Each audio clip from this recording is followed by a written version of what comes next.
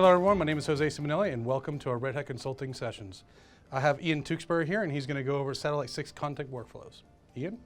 Yes, so in Satellite 5, you are only managing RPM content, but in Satellite 6, you're managing both RPM content and Puppet module content. Okay, so in Satellite 5, there was channels. What's the equivalent here in Satellite 6?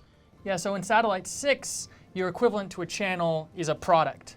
And so your product is not only going to contain just the RPM content, but also the custom Puppet module content and Puppet module content from upstream communities, just like you have RPM content from upstream Red Hat and possible custom RPMs that you've developed yourself. Okay, so you're at a customer site. What does this mean for your customer? Right, so your customer teams are probably broken into different departments with different functionalities. So if you have an administrator team or an IaaS level team, then you're going to have products and content views associated with those teams. If you're the middleware team, you're going to have different products and content views. So think RHEL versus JBoss. And then if you're the developers, then you're going to have your own content, your actual application, which maybe you're deploying in RPM, maybe you're deploying as Puppet content, maybe you're using traditional Wars, Nexus, that sort of thing. But you're going to have content as well. So each team is going to have their set of products and content views that they manage. So is there a way to combine all of those contents to be able to have a complete virtual machine that has all of them together? Yeah, so where the teams are going to start meeting is the composite content view. So you take the version content view from your administrator team and from your middleware team, and you put them together in a composite content view. So what you end up with in real terms is, say, a RHEL 7.2 content view plus a JBoss 6.4 content view equals a deployable content view that has both things together. And then maybe you have a security team as well, and they have security Puppet modules that's layered in there as well. Now, is any of this versioned? Yes, so once you get to the content views, and then everything is versioned on down.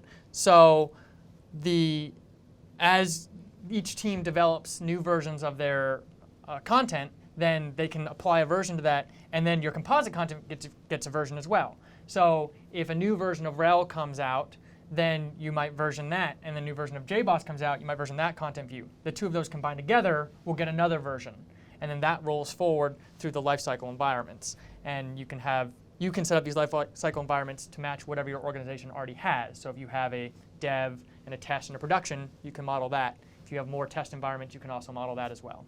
So what if you have a virtual machine that you actually have to roll back to a previous version? Right, so at the end of the day, what we're doing is we're taking all this content and we're filtering it down like a funnel down to the VM, which is down here at the bottom. And that is associated with a host group. And that host group is associated with a composite content view, which is versioned. So if you roll out a new version of your composite content view and it doesn't work, then you can change your host group associated with that VM to go back to the previous version. And now it's using the old content from Puppet and from RPMs. Now, being at a customer site, where do you see yourself that you spend most of your time coordinating with different teams? So the thing that I find that we have to work most with customers on is when we get to the composite content view. So teams in a standard organization are already set up to work inside their unit to build their product and build their content view. Where you start running into needing to work is the composite content view, because at that point you're integrating your teams together to form these composite content views, and you really have to break down any artificial team barriers between your various teams. So the teams really have to start working together, and this is really, if you're talking DevOps, this is where DevOps really starts happening. You have to start doing it here. Your teams have to work together. Your ops team has to be talking to your middleware team, has to be talking to your developer team, and you have to have some set of people who are managing all of that and keeping that communication working and continuing on the workflow. So is composite content views always required in all your deployments? No, so if your organization isn't that large and you have one team who's doing your entire development, because that's not your company's focus, then you could just operate with content views that has all of your content. If you have one application with one set of RPMs and one set of Puppet modules and one set of people is managing all that, then you can really just remove this out of the workflow. Don't need the extra complication. Just version your content views, associate that content view with an activation key, and get on down to the VM.